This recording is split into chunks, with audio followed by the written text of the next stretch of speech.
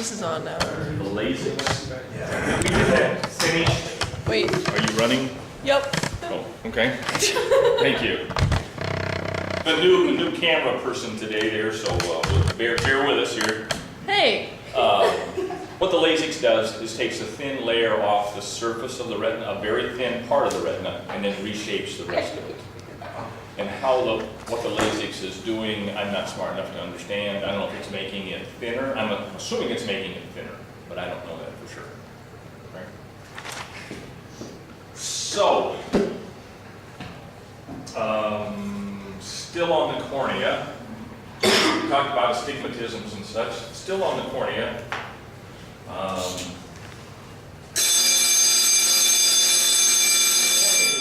layer of cells that's basically transparent. Yes, ma'am. You know how people say that the iris is how we can move our eyes around? Like if we didn't have irises, then we wouldn't be able to like look to the side. Have you heard that? I don't buy that.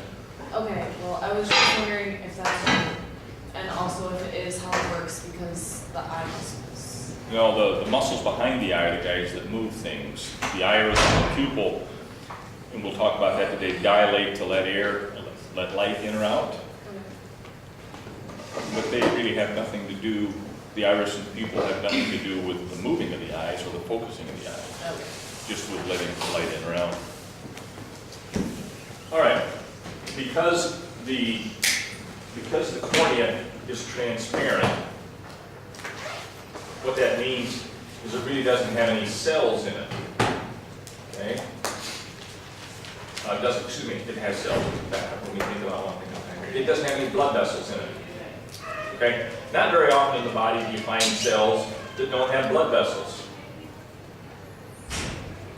Okay? Well, what that means is, obviously, it has to get blood from somewhere. Where's it going to get it from? It's going to get it just from diffusion through the surface. So, here's the cornea. And because the surface of the cornea is wet, because you're blinking all the time, then oxygen diffuses in through the surface. And that works pretty well. Diffuses into the surface of the cornea? Correct. Because there's no blood vessels there to bring oxygen to it. If you had blood vessels in there, then that would interfere with vision. So, I'll pull up the cornea here again.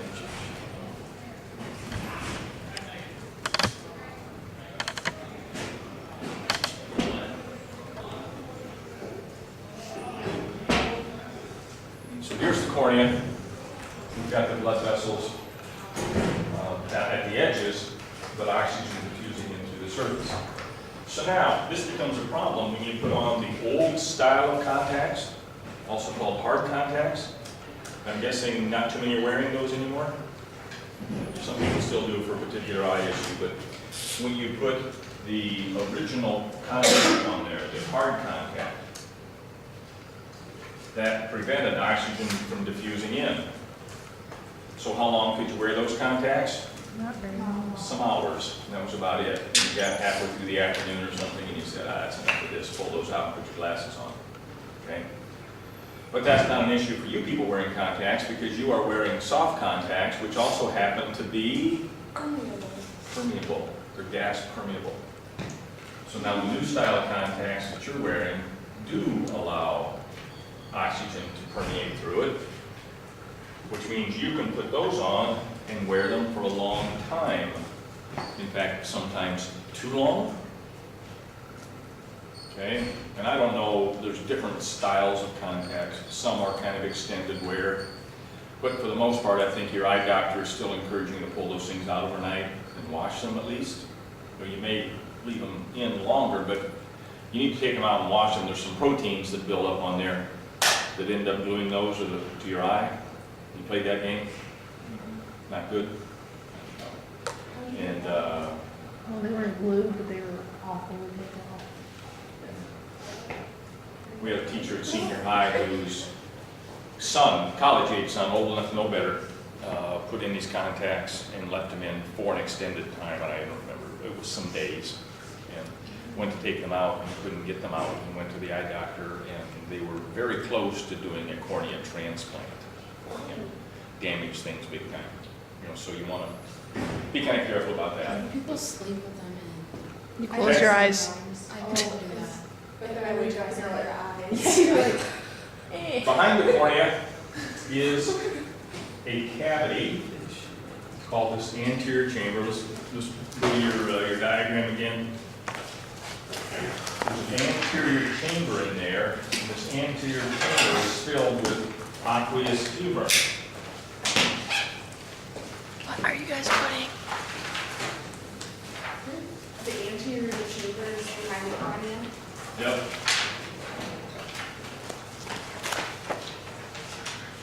Is that 7? 7? Which is, this aqueous humor is a thick gel kind of stuff. It's a thick gel that keeps this inflated, helps give it a volume. That keeps the cornea. Yeah, it keeps everything in place. It kind of keeps it full. It's kind of like the air inside of a basketball. And we'll talk about the same type of thing back here called vitreous humor, but hold on to that. We'll come back to that later. So here's the aqueous humor that keeps this inflated. You go through that, you get into the pupil. And the pupil is not so much a thing, but it's a place, it's a hole. The chamber would be, okay, the anterior chamber would be like number 7, and then the contents that would be the aqueous humor. Okay? Which one's The obvious? pupil, how about number 1 for the pupil? Okay, this one says it's anterior chamber, posterior chamber. Yeah, So this- this be anterior cavity. This, okay, so it's saying that this is the anterior chamber, and the contents of it would be the aqueous humor. Yes, sir. What was the aqueous humor? Aqueous humor is like number 7. It's asking the contents of that chamber. How do you spell that? Oh, never mind. AQU, I guess I put an I, it's EOUS. All right, so the pupil is not so much a thing, but it's a hole in the middle of your iris. So as you look in your eye, the dark spot in the middle of your eye is the pupil. It's surrounded by your iris, which is blue or green or brown or whatever color eyes you have. You talk about what color your eyes, you talk about what color is your iris. Okay? The iris hooks on to, this does not show it real well, but there's a ciliary body, also called an intrinsic muscle, with ciliary body, ciliary muscle, that hooks onto that. That also hooks onto the lens. But the iris can change size to make the pupil constrict or dilate. The configuration of the iris can change to make the pupil larger or smaller. And when does your pupil change? Light or dark? Yeah.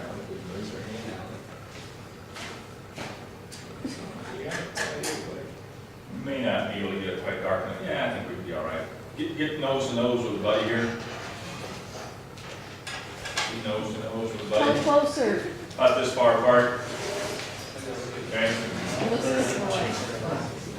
Hey, look at my cat's Are you ready? The light. All right, look at each other. Here we go. Oh, I wasn't paying attention. I couldn't see. Hi, can you do it again? That is weird. What does that mean? Nose to nose, watch the pupils. No, I'm not doing it again. Here we go. I saw it. Yeah. Did you hear? Okay? Oh! That's a normal reaction. Okay, you can play this game yourself. Just stand in the bathroom, and turn the light on and off and on and off, look in the mirror. What are you supposed to People say? will change. Okay? That's Bloody an Mary. automatic kind of Bloody thing. Mary. Yes, ma'am. Is it like People always say it looks like I'm on drugs or something because my pupils are always like huge. Fixed and dilated? Maybe you are. Are you on drugs? I No, don't- I'm not, but I don't know what, Heroin. people always say that. there are certain things that do make the pupil larger. And I'm sure just different people have different pupils too, okay? So I'm not qualified to answer that, I don't know. You know, they talk about She said that my as kind of pupils being the soul of your eye, that's, you kind of look through there, whatever, yeah. I had my pupils dilated once, and what makes that happen? 'Cause The, It just keeps it the eye doctor, you were having your eyes examined, I yeah, assume, okay. And I'm assuming other people have had that too, especially if you're wearing glasses or contacts, and the doctor puts some level of drops in there. I don't know what that does to the muscles, but it makes your pupils huge. And then the doctor slides right up and looks through your pupil to see the retina, the optic disc, the fovea. They look through there to see all of that. But then they say, thanks, you can go home now. Well, you got a couple hours of dilated pupils yet. And you walk outside on a day like today with it being kind of bright and kind of sunny and snow on the ground, and you're going, whoa, this isn't working real well, you know? And because you're not getting that normal response. So you're kind of trying to peek through this little place while you're driving, which isn't a safe thing to do. Don't they give you glasses? They might give you the little cheapy sunglasses to wear while you're going home, yeah. But it takes, I don't know, an hour or two for that to go away. This is a part of, you've heard the EMTs, they come up and the person's had some level of head injury, and they walk up and the pupils are dilated. They'll take the flashlight and flash across the eyes, and what you'd like to see is, you'd like to see this constriction, put the flashlight in there. If that doesn't happen, then they report back that, you know, the pupils are fixed and dilated. They're dilated and they stay dilated even when you flash the light, which is a sign of some level of damage. I don't know exactly what, but that's something the EMTs are checking when they are doing those first response things. Okay? All right. Did I tell you about the cross-eyed teacher? Yeah, no. No, Couldn't hotel control his lady. Pupils. no. His students, haha. Couldn't control his pupils. All right. Because they're stupid. Next step in is the lens. The lens works kind of like the lens of a camera. Not exactly, but kind of. Again, here's the ciliary body, the suspensory ligaments, also called the ciliary muscle. That kind of helps a little bit. Think of it as a muscle. So here's a muscle, here's a ligament. Ligaments connect muscles to bones. In this case, it's connecting it onto the lens. And this muscle can contract and stretch the lens as needed to focus. So your lens can go, it's kind of an exaggeration a little bit, but from that shape to that shape by being stretched. what does the lens do? The ciliary body is this, it's this same thing as the ciliary muscle. It's this muscle that fits on right here. There's some little ligaments that hook onto the lens, and it allows you to stretch the lens. How does it change, like when would it change size? As you look at something far and close, and it's automatic. I have trouble coming up with the name. What's when the lens gets cloudy? What's that called? Cataract. And we'll go there yet, but we'll watch a cataract surgery here today. Yeah. And so anyhow, this is called accommodation. I don't know, but maybe I should give you that word.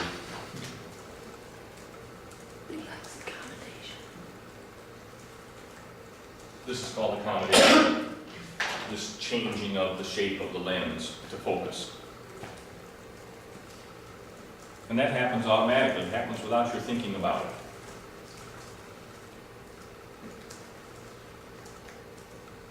Well, with maturity, notice I didn't say age.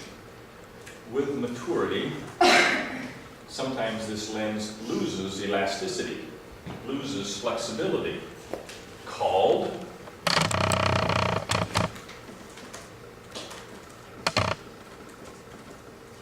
presbyopia. Probably don't have many Presbyterians in here, I'm guessing. Certainly would. Are you a Presbyterian? What is a presby? An old person, an old man. So the Presbyterians were this, it was started by this group of old men that met and started their church. So presbyopia is old man's eyes. Okay? And old is kind of a harsh term. So he has old man eyes? Old man eye. Well, he doesn't have it, but he's a Presbyterian. The group of people, the Oh. old people in his church have it. So confused. By the way, you see the Pope's kind of stepping out here the last couple of days? He got angry. Yeah, kind of interesting. He I haven't seen it. kind of jumped right on Donald Trump, which Donald Trump probably deserves. You Wait, know. I think we're talking about different things. The Pope yelled at Donald Trump? Yeah.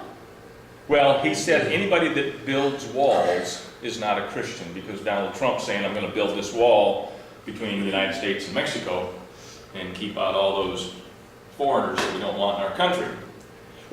And anybody that builds walls is not a Christian. Okay? What's kind of, I'll probably go to hell for saying this, but what's kind of unique is that there's a fairly large wall around the Vatican. Boom, yeah. But that's okay, that's all right. It's security. Security is certainly an issue for the Pope, and I Wait, understand that. Did you see when that guy tried to touch him and the Pope almost fell over and then the Pope started yelling at him? Yeah. I think he's kind of cranky right What now. did he say? He said, Something like you're being selfish. yeah, what was the guy kind of quote? The guy like I like him. tried to touch his cloak, but he got too aggressive, so the Pope almost fell over. Yeah. And then he like got back up and he was like happy for like 2 seconds and then he just started yelling at the guy. I kind of caught the end of that. I didn't see Yeah. the whole thing. The other thing that the Pope said here the last couple of days, he's talking about artificial methods of family planning, birth control, and said that it may be appropriate to use those to avoid pregnancy due to Zika. So he opened He that said door that? just a touch. He opened Just a touch. a lot So- of doors. Can you Just a like, touch. It's allowed now? I don't know that we've opened that door that far, no. Just, it's allowed now for the Zika? I think that's, he said it, I think he said something about it may be They appropriate. can't really. Don't quote me. They I'm can't not- really not allow. You're on camera I'm here. on camera, all right, yeah. I think he said it was like the lesser of the two evils. Is that how he said it? Yeah. So he thinks both are wrong, but one's less. Yeah, and that's a good way to put it too. He's smarter than I am about how he words things. All right, presbyopia. Some years ago, I'm trying to read my hymnal in church. Man, I can't, you start out with it here, and over the years, you're holding it out here, and you still can't see it, and I figure out it's easier to read the hymnal it's easier to read the hymnal to the person in front of me, so I'm looking over their shoulder, reading their hymnal, because I can't see mine. I can't get it far enough away. Presbyopia. You can't focus on things that are close. This is not nearsighted or farsighted. Those are different issues that we'll come back to. But this is presbyopia. You can't focus on things that are close. So you go see Doc and say, Doc, what do I need? And Doc says, you need Bifocals. bifocals. You can't quite see it in there. But, so we have one correction in the bottom part of my glasses. The top part of my glasses is pretty much neutral. There's a touch of correction, but not much. And actually, there's not a lot of correction down here. What it means is when I put on the bifocals, if you're going to read something, you hold it down here and read it. And that's in focus. If I'm looking at you guys, I'm further away than that distance, and so the world works well with the bifocals on. The problem becomes if I want to go over here and see what Iowa State did on September 5th, I'm looking through the top half of my glasses, and that's out of focus.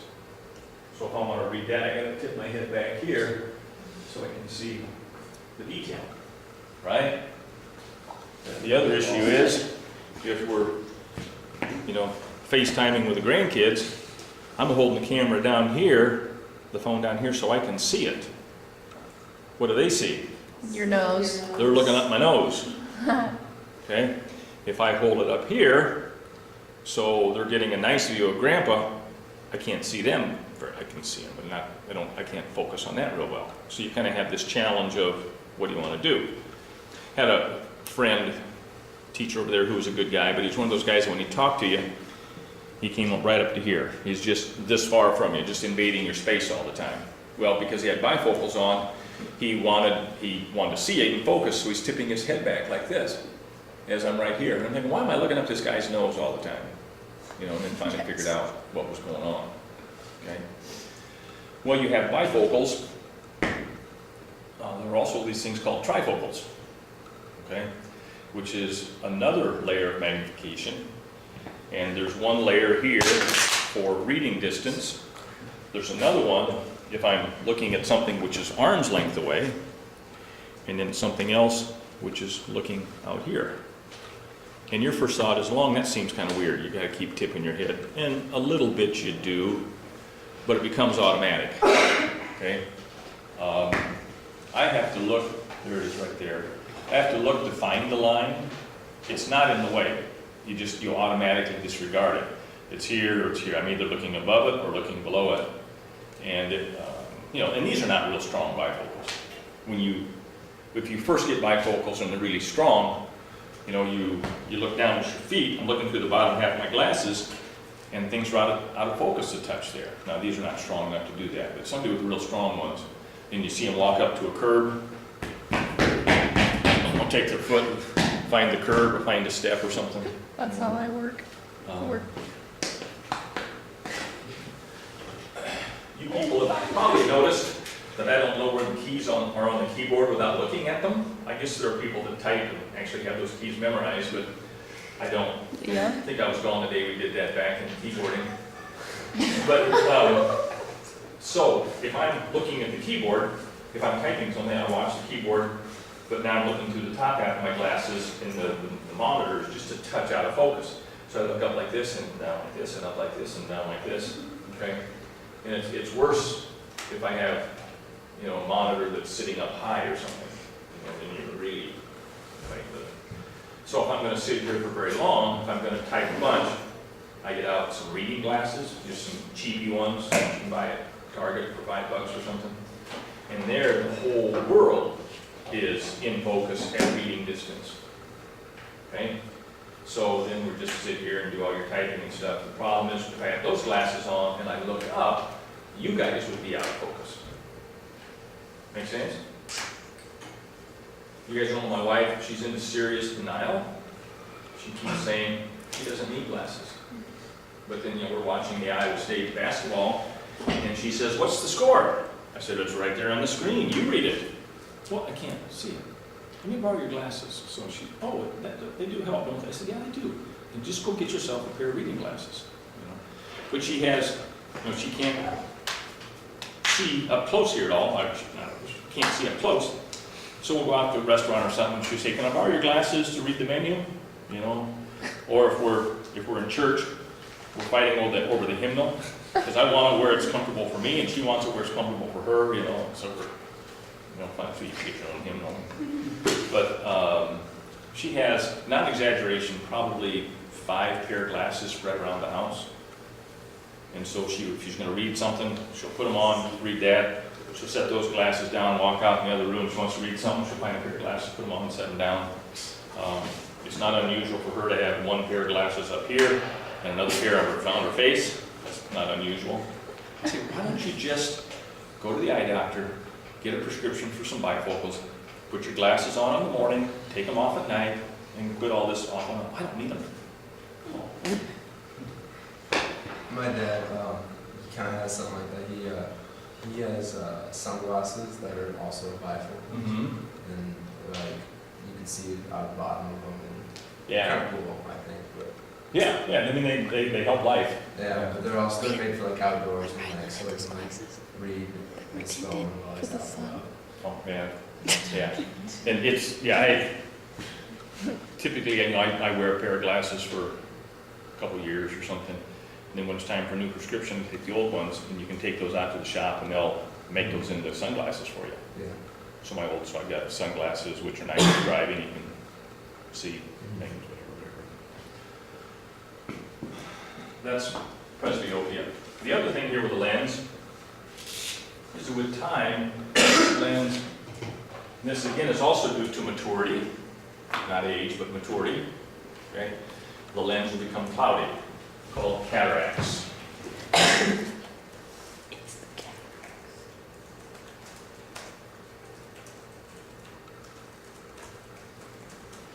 And cataracts look like this. This is a normal eye. This guy has big pupils too. And this is a cataract eye. And this is not, I mean, you don't need a microscope to see this. You just get up close to somebody, look at their eyes, and know what you're looking for. You'll see those cataracts in there. Okay, that's a cataract eye. It's very possible your animals, your dog, your horse, or something might have cataracts. This is showing you a normal lens, and this is showing you the cloudiness of the cataract lens. Okay? This is, again, progressive. It's something that's going to get worse and get worse and get worse with time. And at some point in time, you decide, I guess I better need to do something about it. But it's just the clouding of that lens. Makes it difficult to read, drive a car, any of that kind of stuff. They develop slowly. At first, maybe you can get by with some glasses and better light or something, but at some point in time, you're gonna want to get fixed. Factors that increase your risk, age is the big one. Okay, diabetes, alcohol, excessive exposure to sunlight. Without sunglasses? Without sunglasses. Family history, high blood pressure, obesity, lots of things like that. Okay. So, what are you going to do about them? Well, you're going to have cataract surgery.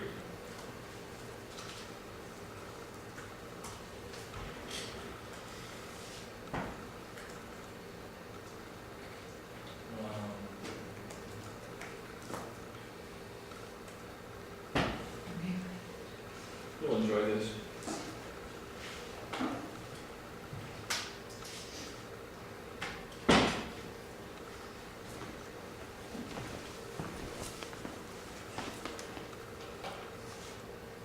Blind, and we've given them some medication. They don't feel this, they don't see this. They're laying down comfortably, and I'm sitting at the head of their bed. This is the patient's left eye, and at that position I'm touching the eye with a diamond blade. That diamond blade is adjusting the astigmatism. This patient has a very great cataract. You can see it inside the circle of the pupil. I've just entered with my left hand, and I'm going to fill it up with a capsule stain. That capsule stain will color the layer of the cataract. The cataract is kind of like a lima bean. The lima bean skin is very tough and hard to visualize. This is a clear jelly. This clear jelly is now filling that chamber of the eye, and it's pushing the blue food coloring dye out. We don't need that anymore. So we have colored the skin of the cataract, kind of like the lima bean skin. And the right hand is going to enter with a 2.5 millimeter entry blade. And then my right hand is going to use an instrument to grasp the cataract capsule. He talked about that lima bean thing. So think of that lima bean as the cataract as being in the shape of a lima bean. What he's going to do first is he's going to take the coat off of the bean, this capsule off of the cataract. Then he's going to emulsify it. He's going to stick in a little probe that vibrates, and it turns that cataract into a liquid. He's going to suck it out. And that cataract capsule is being opened in a circle, kind of like a manhole cover. And we're going to get the lima bean skin, if you will, removed and an opening made. And then the gray cataract can be popped out of that cataract shell. I'm going to do that with a little bit of water in my right hand, and you can see it pop up, and it's very gray and it's very cloudy, and this patient was legally blind. This instrument is a tiny, tiny straw with a big, big name, phacoemulsification. It has water flowing in, it has a vacuum flowing out, and it has an ultrasonic tip on it. And that vibration will emulsify or liquefy that cataract. You can see that the cataract is being liquefied and vacuumed out with that instrument in my right hand. And so the cataract now is 90% gone all through that one straw. And that straw is finished, and I'm just going to show you that inside that remaining capsule bag is kind of like a Ziploc, and it's got a little bit of fibrous cloudiness, and that's kind of like a little wisp of cotton candy all around inside that. So it's kind of like a Ziploc that's still a little dirty inside. Okay, the king of This straw in medical. my right hand is removing, again with vacuum and with the salt water flowing in, but no ultrasonic. It's grasping onto those little wisps of cloudiness, the particles of the cataract that remain.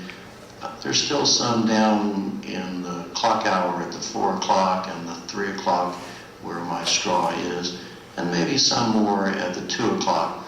And so I'm just going to make sure that I remove all of those and make sure the entire bag, if you will, the Ziploc bag, is 100% cleaned and free of any cells that might regrow. Cataracts do not regrow, but that capsule bag can turn cloudy later, and we can cure that with a laser. But right now we've tried to remove 100% of the remaining particles, and that right-handed straw has done that, and the particles are removed. I'm just pointing that it's all gone. And you can see there's a little edge of the open capsule polishing fluid that I put in. I'm putting it in and increase it to about 3 millimeters, very small, and the lens implant's going to fit through there.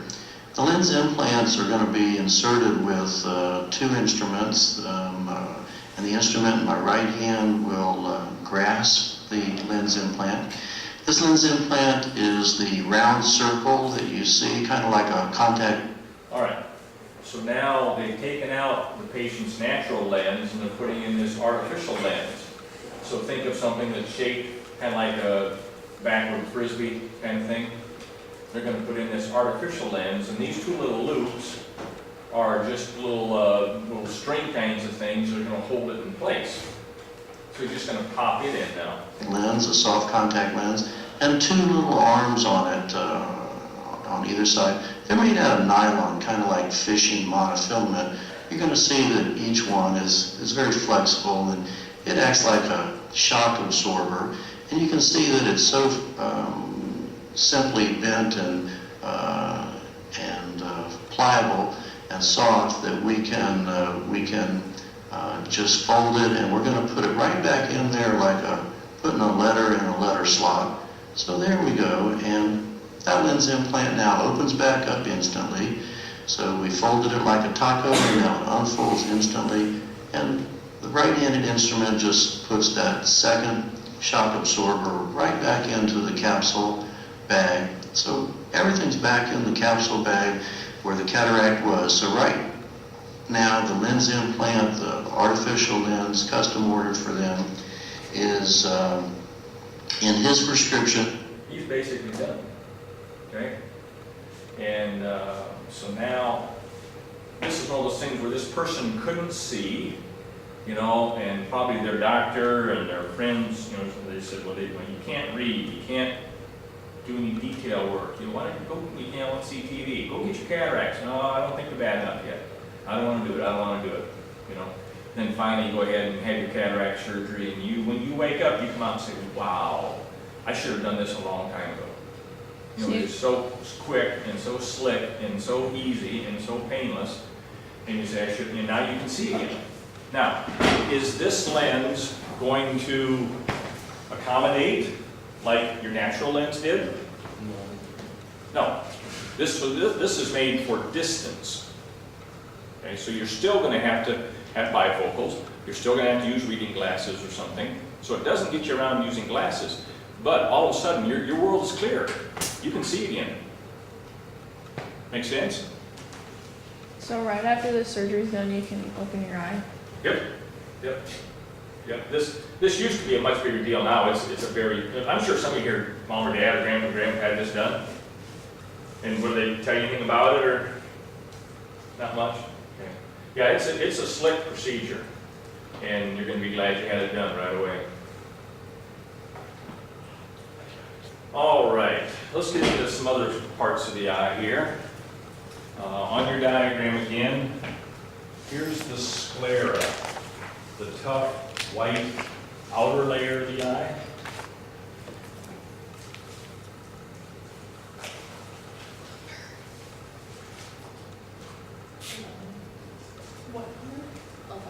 What number do you like for sclera? 11. 11? Okay. And the sclera is that tough white outer coat. And so if you touch your eye right here, if you touch what you call the white of your eye, you're actually touching the conjunctiva first, and underneath that is the sclera. Okay, so you've got the conjunctiva first, very thin layer, but then it's the sclera. The next layer inside of the sclera is the choroid layer.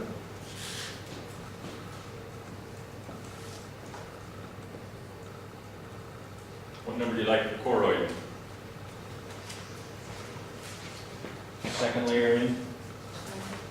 Let's go with 10 maybe.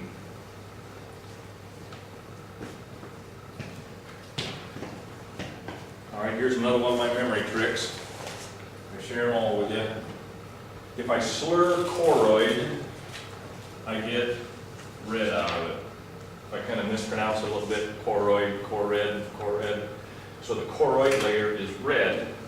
This is the layer that has the rich blood supply in it. It's the middle of the three layers. It has the real rich blood supply. It's the middle layer? Yes, the middle of the three. What's the first? The outer one was the sclera. Oh, I haven't gotten it. We're going outside in. Okay? And so if your eyes are bloodshot, irritated, pink eye, whatever it happens to be, allergies or something, the blood vessels dilate. Alcohol is a dilator. Alcohol causes vasodilation, which is why you get the red eyes, the alcoholic red eyes kinds of thing. Okay? The third layer in, the innermost of the three layers, is the retina. Number, what do you like for retina? 9. Okay.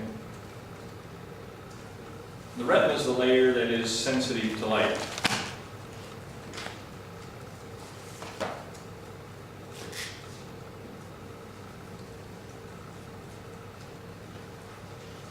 The retina is the layer that has the nerve endings. We'll come back Monday, talk about rods and cones. We're also going to dissect the cow eye and pig eyes Monday. But the retina is the layer that's sensitive to light. Okay? All right. This posterior cavity, this large cavity right here, is filled with vitreous humor.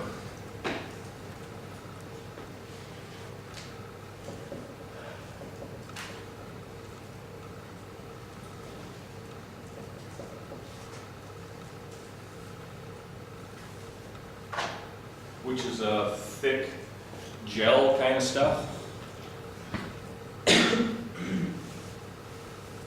I will caution you Monday because the sclera is tough, and even a brand new sharp scalpel, you got to fight with it just a little bit to get in there, and so you're squeezing kind of hard and cutting kind of hard. And I'll caution you a little bit about squeezing too hard and having things kind of squeeze out at you a little bit, but it's all filled with vitreous humor. That vitreous humor helps keep the eye inflated. It gives it a volume, kind of like the air inside of a basketball. If there's no air in the basketball, obviously it changes shape. So, you're getting ready to start a basketball game. And the official, how do they tell how much air is in the ball? They bounce it. Yeah, you see them come out here and they'll dribble it a couple times, see how it feels. Then they'll pick up the ball, hold it about here, and drop it. If the ball comes back up to nearly the same height, there's too much air in it. If they drop it and it goes, there's not not enough air in it. Okay? So they're gonna drop it from here and it's gonna come back up to about here. That's what they're looking for.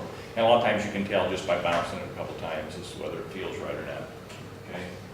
How do they tell the pressure in your eye? Take it out and dribble it a couple times. Yeah. There's a machine. And what do you notice? Oh, It's a little puff of air. That's the little puff of I air. hate that one. And they stick your head in this little frame and say, okay, hold your head still. And you got your eyes open, and it hits you with a little puff of air and you kind of bounce back. I don't know the details of that, but there's some way that they can register how much, how much rebound there is there as to whether you have this disorder called, Starts with a D.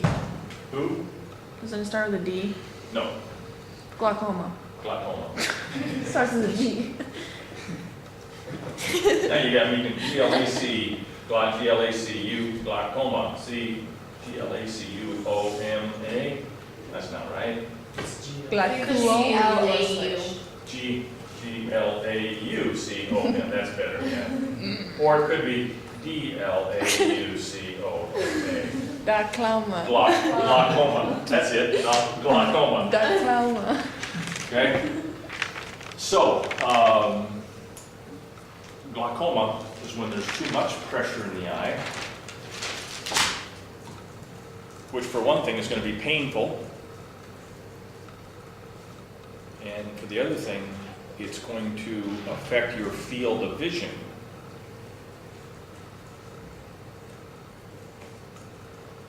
So, there are medications to relieve that pressure.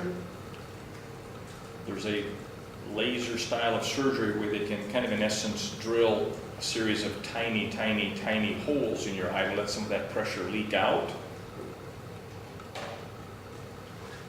If you go Marijuana. back enough years, this was one of the first medicinal uses of marijuana. Okay, and so this was, as you heard about medicinal uses, and this was a medicinal use to smoke marijuana to relieve that pressure. Now I think there's probably drops and such things. Maybe they're still using the same THC, the active ingredient there, but it's a drop form. It doesn't have to be a smoked form, I don't think. I think it does.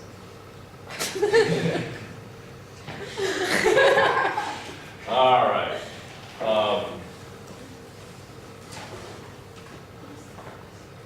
As you're looking through the eye, as you look straight in the eye, light rays come right through here, through the pupil, through the lens, and they hit your fovea, which is your focal point.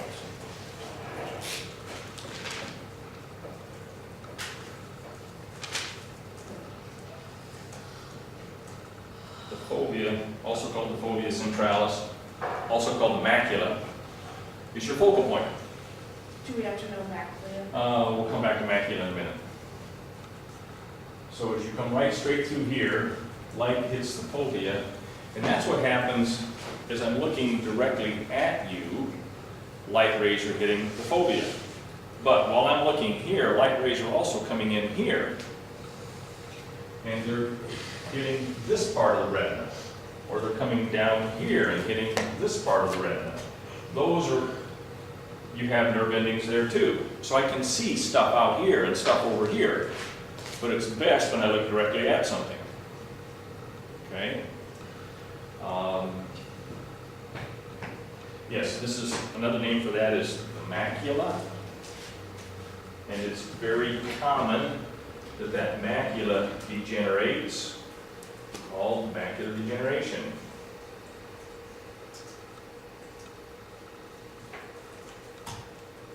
Very common cause of poor vision. And what this does is it affects your central vision because you're looking directly at something. So it means when you're looking straight ahead at something, whatever's in the middle of your field of vision is gone. You can see peripheral vision, but you can't see right in the middle. Here's a nice view of it. This is macular degeneration. And that's nasty. Because if you're trying to read something, you look straight at it. And so if I'm trying to read this, I'd have to look over here and try and see it out of your peripheral vision. And that doesn't work.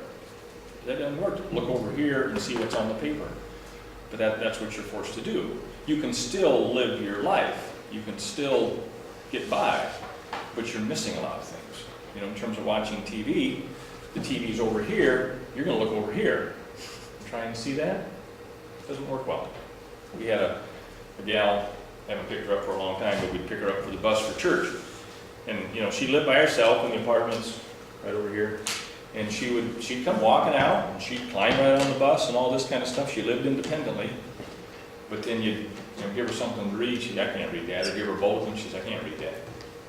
You know, just because she lost all of the center part of the vision. Okay? So that's a nasty one. I don't know that I have a cause of macular degeneration. There's a dry one and a wet one. The dry one's a more common one.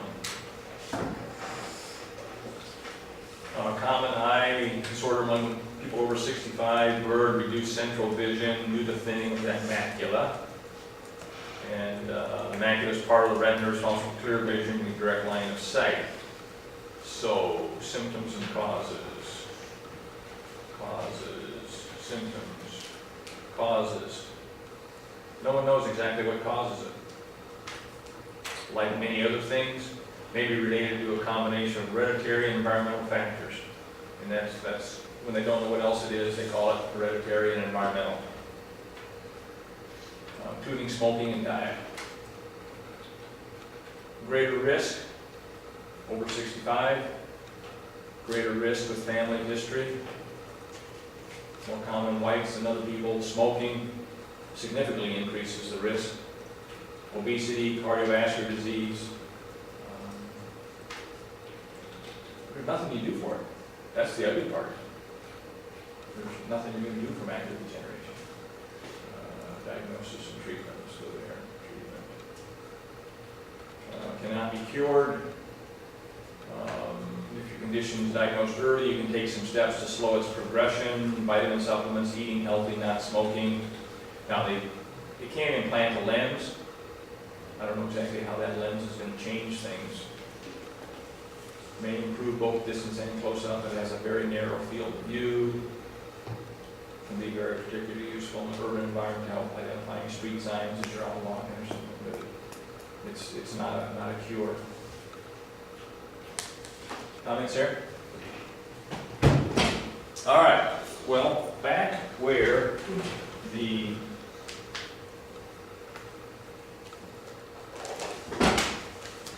optic nerve attaches. Here comes the optic nerve in, okay, and that runs off of the brain eventually. There's a spot right here called your optic disc where there's no rods or cones. What number do you have for optic disc? 15 is optic disc, 14 is optic nerve.